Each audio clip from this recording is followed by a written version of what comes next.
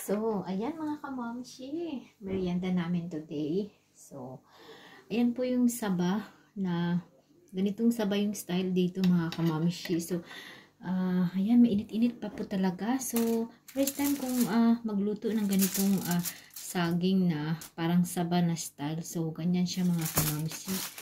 So, ayan, try na natin kung anong lasa nitong saging na to. So, ayan, init So, ayan, try natin. So, dito tayo mag-umpisa. So, 30 minutes ko siyang niluto. So, ganito yung kanyang pagka-style.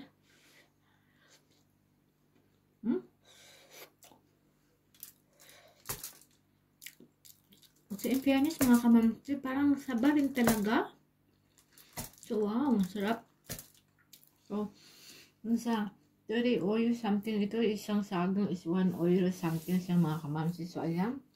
Nag-crave lang talaga ako ng fresh na saging. So, ayan siya. So, ayan yung merienda namin.